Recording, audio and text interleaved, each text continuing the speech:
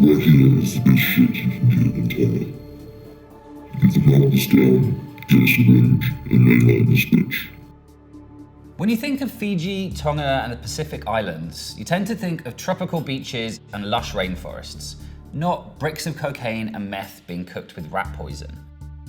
But there's a new Pacific drug superhighway emerging across the South Pacific Islands, with unforeseen and devastating consequences. The search for more hard drugs in the Maritime Islands will continue next week. To date, 89 bars of cocaine have been discovered on separate occasions. However, there has been no breakthrough as to whom it belongs to. This is how the war on drugs is bringing addiction, violence, and corruption to so-called paradise. The story of the Pacific Islands narco explosion really begins in Australia. The market for cocaine is extremely lucrative in Australia. It has one of the highest rates of per capita consumption of cocaine in the world. And Australians pay one of the highest cost per gram for cocaine. Cartels in Latin America are shipping the cocaine across the Pacific Ocean and through little Pacific Island countries like Fiji, who get caught up in this drug trafficking highway. Australia is about 8,000 miles from South America and has some of the fiercest customs enforcement in the world. Drugs are notoriously difficult to smuggle into the country. This is the Sydney International Mail Gateway Facility. It is the biggest gateway facility in Australia, and over 70% of the mail coming into Australia is processed right here, which equates to roughly about 50 detections a day of narcotics. Just before Christmas, we actually had over 120 kilos within the week period. Well, I guess everyone was getting ready for New Year's. Well, not while we were involved, because obviously we stopped that happening. Of course, that doesn't make people in Australia want those drugs any less, but it does drive their price way up. A gram of cocaine in Colombia, its street value is about $8. By the time it reaches Sydney, a gram of cocaine will sell for about $200 US. So it's a massive markup. These high prices make the Australian drugs market very attractive to international cartels and organised crime networks. We know what drugs come from what country. You know, Asia, you get your meth, your ephedrine. A lot of prescription medication from India. Europe, you get a lot of steroids, you get coke, a lot of MDMA. South America, North America, Canada, majority is coke with a bit of meth here and there. And this is where the Pacific Islands like Fiji and Tonga come in. These islands are an ideal stop-off point for international crime groups smuggling drugs from Central America to Australia and New Zealand. One popular technique to evade detection is to drop the drugs in underwater caches attached to GPS trackers, which are then picked up by other ships en route to their final destination. That's how bricks of cocaine and meth end up getting washed up on Fijian beaches. I come across on this way, and I see one package. Already na sanakan doon itambot to na buffalo. But criminal networks are nothing if not innovative. Many groups have now realized that instead of trying to import methamphetamine across the Atlantic, they can simply cook it up in the Pacific Islands themselves. Equipments that police have confiscated over time showed that there is a source producing illicit drugs within the country. In 2004, there was a massive bust, a meth lab in Fiji. That really shocked people because it was the first meth lab bust in the Pacific, and it really shocked people into thinking, oh, this might be the beginning of local usage and a big concern. The movement of precursors coming in various forms is still very much a possibility. But in an illegal market, those precursor agents are often difficult to come by, especially when you're on a small island thousands of miles from the nearest big chemicals factory. Tests are now showing that samples of meth originating in the Pacific Islands have been created with whatever chemicals local crime groups could get their hands on, including new psychoactive substances, sedatives, stimulants, and even traces of mosquito spray and rat poison. We found out a mixture or concoction of methamphetamine and cocaine, even to the extent of rat bait being one of the ingredients that's utilized in this. And it's not just meth. While smoking weed on these islands goes back a long way, seizures show that industrial level cultivation is ramping up. Police have been fighting this with the usual war on drugs tactics, pulling up vast areas of cannabis plants and hoping that the problem goes away.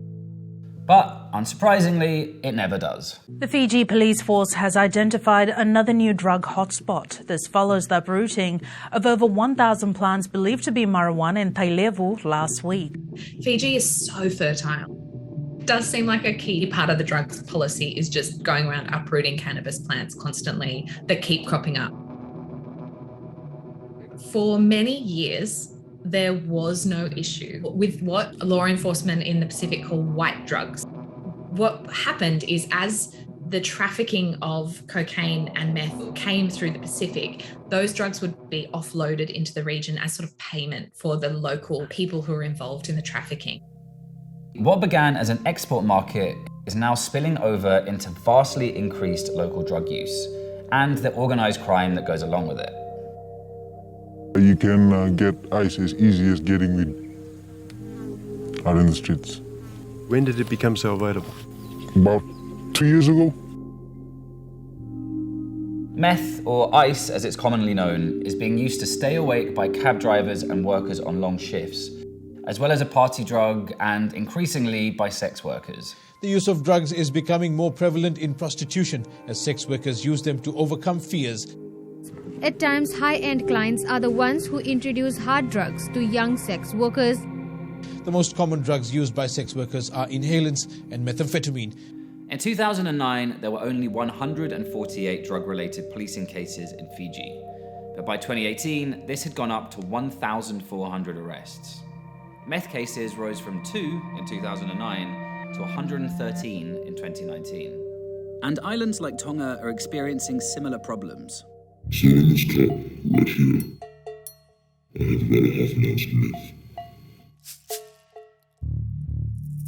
On a Sunday, I'll sell to about close to 200 people.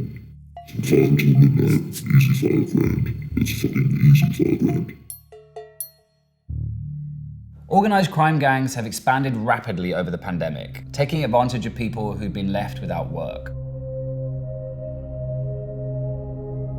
International criminal syndicates on the Pacific might be even stronger in light of COVID because of the massive economic downturn that COVID represented for the Pacific. And so there is a real fear that there is this much more fragile and destabilized economic situation in these countries that make it easier for transnational criminal syndicates to sort of get their foothold. Another factor driving the rise in Pacific Island drug smuggling and use is the tough-on-drugs policies put in place by Australia and New Zealand themselves. Both those countries have instituted policies where Pacific Islanders convicted of crimes are sent back to their home countries. Fucking shot him 4 times in the stomach. And that's where it all began. Got arrested since I was a juvenile. They tried to give me life, but I ended up going off with 4 years. By that time, they were telling me I was getting deported. Many of the deportees have no connection to these islands anymore, and little access to government support. What they do have is criminal know-how, and international connections in the Australian and New Zealand drug markets. I don't feel guilty about dealing drugs. Not at all. If you're in love with drugs, I'm your best friend. In Fiji, there is nowhere to go, really. There's no rehabilitation centre. There's not even a Narcotics Anonymous meeting in the country. There's no methadone clinic. There's nothing.